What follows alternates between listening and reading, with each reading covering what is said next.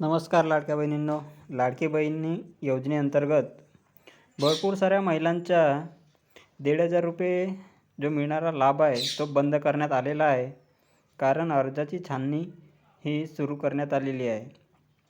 तरी पण या अर्ज छाननीमध्ये कोणती माहितीच्या आधारावर तुमचे जो 1,500 रुपये हप्ता आहे तो बंद करण्यात आले आहे आणि कोणती सूचना तुम्हाला देण्यात आली आहे, तर याविषयी आपण या व्हिडिओमध्ये माहिती जाणून घेऊया.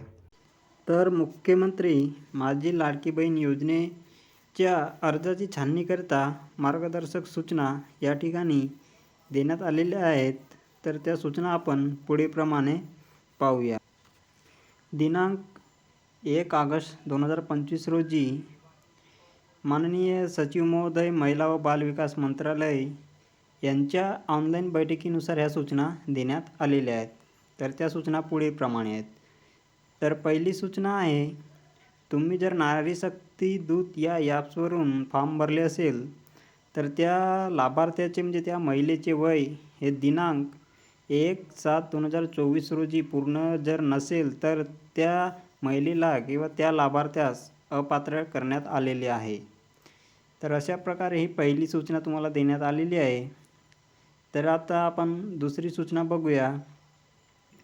दुसरी सूचना अशी देण्यात आलेली आहे की जर तुम्ही माझी लाडकी बहीण योजनेअंतर्गत जी वेबसाईट बनवण्यात आली होती त्या वेबसाईटवरून किंवा त्या पोर्टलवरून तुम्ही जर फॉर्म भरले असाल तर त्या पोर्टलवर लाभार्थ्याचे वय हे दिनांक 30/9/2024 रोजी 21 पूर्ण नसल्यास, म्हणजे त्या महिलेचे किंवा त्या लाभार्थ्याचे वय 21 वर्ष पूर्ण नसल्यास त्या लाभार्थ्यास अपात्र करण्यात आलेले आहे, अशी सूचना देण्यात आलेली आहे. तर तिसरी सूचना जी देण्यात आली आहे ती म्हणजे लाभार्थ्याचे वय दिनांक 1 ऑगस्ट 2025 रोजी 65 वर्षापेक्षा जास्त असेल तर त्या लाभार्थ्यास अपात्र करावा, अशी सूचना देण्यात आलेली आहे. तर यामध्ये चौथी सूचना अशी देण्यात आलेली आहे की लाभार्थ्याच्या वयाची तपासणी करते वेळेस त्या लाभार्थ्याचे आधार कार्ड व्यतिरिक्त जे कागदपत्र त्याने फॉर्म भरताना अपलोड केले असेल, जसे की वयाच्या पुराव्यामध्ये तुम्ही आधार कार्ड किंवा जन्माचा दाखला किंवा TC किंवा वोटिंग कार्ड हे जे दिले होते त्यानुसार तुमचे जे वय आहे ती योग्य असली पाहिजे. म्हणजे तुमच्या आधार कार्डवर आणि TCवर तुमची वय ही सारखी असायला हवी. आणि जर तुमची वय आधार कार्डवर आणि जन्माच्या पुराव्यावर किंवा अन्य कोणत्याही कागदपत्रावर जर वेगळी असेल तर त्या लाभार्थ्यास या योजनेतून अपात्र करण्यात यावे, अशी सूचना देण्यात आलेली आहे. तर तुम्ही ते आपले कागदपत्र जे आहेत वयाच्या पुराव्याचे ते कागदपत्र योग्य प्रकारे चेक करून बघा किंवा तपासून बघा आणि तुमची वयाचा पुरावा जो आहे तो योग्य आहे का, तुमची जन्मतारीख ती सारखी आहे का, ही एकदा तपासून बघा. नंतर इथं पाचवी जी सूचना देण्यात आलेली आहे ती म्हणजे अशी की कुटुंबात 2पेक्षा जास्त लाभार्थ्याची तपासणीमध्ये लाभार्थ्याचे रेशन कार्ड तपासावे व त्यातील किती महिला या योजनेचा लाभ घेत आहेत हे तपासावे. जसे म्हणजे एका कुटुंबात एकच राशन कार्ड असेल आणि त्या राशन कार्डवर जर 2पेक्षा जास्त लाभार्थी जर या योजनेचा लाभ घेत असतील तर त्या लाभार्थ्यांना किंवा त्या महिलेला या योजनेतून अपात्र करण्यात यावे, अशी सूचना देण्यात आलेली आहे. शासन निर्णयान्वये एक कुटुंबातील एक विवाहित आणि एक अविवाहित महिला या योजनेचा लाभ घेण्यास पात्र आहे, असे नमूद करण्यात आले आहे.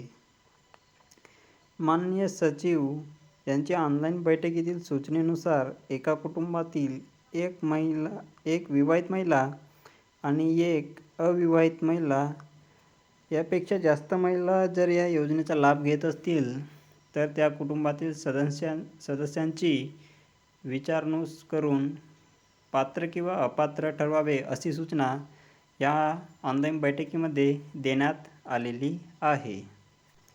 लाभार्थ्यांनी मुख्यमंत्री माझी लाडकी बहीण योजनेचा लाभ चालू केल्यानंतर जर रेशन कार्ड म्हणजे तुमचं जो राशन कार्ड आहे त्यामध्ये जर तुम्ही काही बदल केला असेल किंवा चेंजेस केले असाल तर ते तुमचे जे जुने रेशन कार्ड आहे आणि त्या राशन कार्डवरती जेवढे कुटुंबातील महिला सदस्य आहेत त्यांचीच जी संख्या आहे तीच ग्राह्य धरून तुम्हाला त्या योजनेतून अपात्र करण्यात येईल अशी पण सूचना या ठिकाणी देण्यात आलेली आहे.